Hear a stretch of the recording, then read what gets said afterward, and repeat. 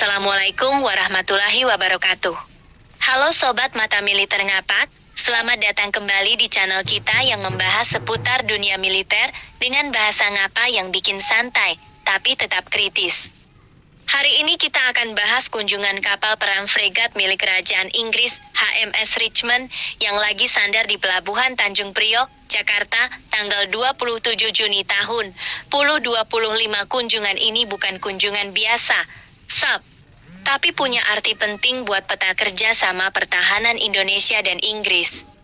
HMS Richmond, yang tergabung dalam armada Royal Navy Inggris, bukan kapal perang ecek-ecek.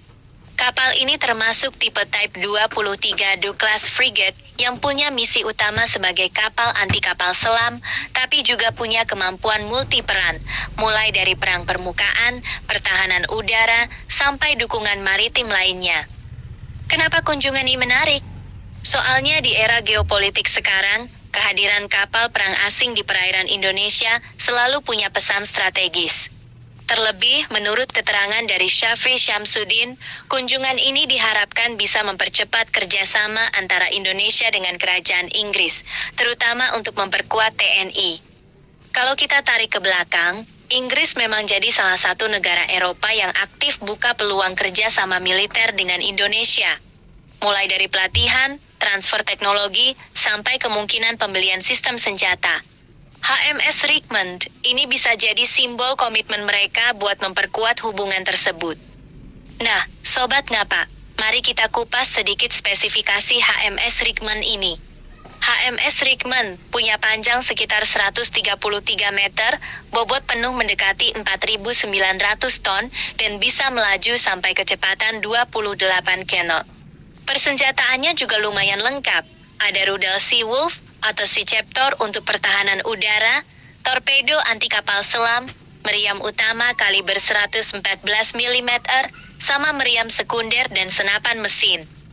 Selain senjata, kapal ini juga bawa helikopter Lynx atau Wildcat yang bisa dipakai buat patroli maritim, perang anti kapal selam, atau misi peninjauan jarak jauh. Kalau kita lihat di foto yang diunggah Pak Syafri, kelihatan para prajurit Inggris dan Indonesia saling berdiskusi di geladak kapal. Ini jadi sinyal bagus bahwa diskusi kerjasama enggak cuma di meja rapat, tapi juga di lapangan. Kerjasama kayak apa yang bisa muncul? Pertama, latihan bersama. Inggris punya banyak pengalaman tempur dan teknologi maritim mutakhir. Kalau TNI AL bisa sering latihan bareng Royal Navy, tentu kemampuan tempur, taktik laut, dan integrasi teknologi kita bisa naik level. Kedua, transfer teknologi. Inggris punya platform CMS atau Combat Management System yang bisa jadi inspirasi untuk modernisasi kapal perang Indonesia, termasuk fregat Merah Putih yang lagi dibangun PT PAL. Siapa tahu nanti ada alih teknologi radar, sensor, atau sistem komando tempur. Ketiga, industri pertahanan.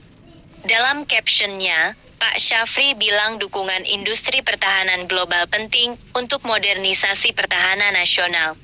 Artinya Indonesia harus berani gandeng negara maju buat bangun ekosistem industri alutsista dalam negeri.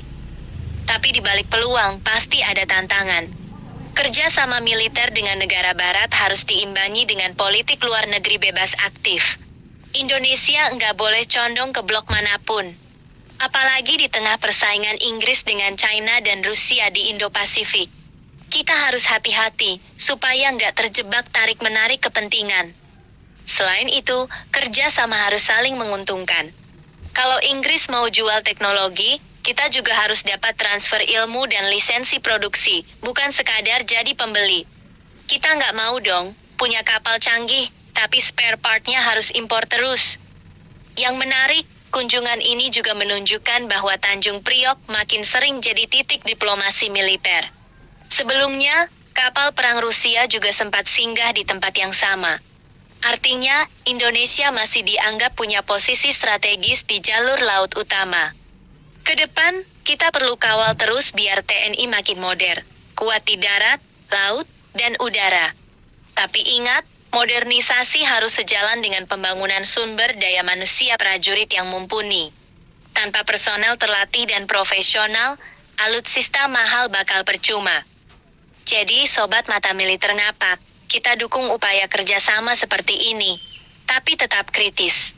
Tugas rakyat adalah mengingatkan, mengawal, dan mendorong pemerintah supaya enggak sekadar belanja senjata, tapi benar-benar membangun kemandirian pertahanan.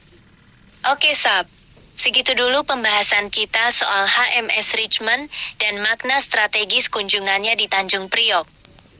Kalau kalian punya pendapat, saran, atau analisis tambahan, tulis di kolom komentar.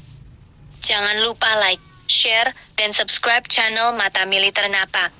Sampai jumpa di konten berikutnya. Wassalamualaikum warahmatullahi wabarakatuh.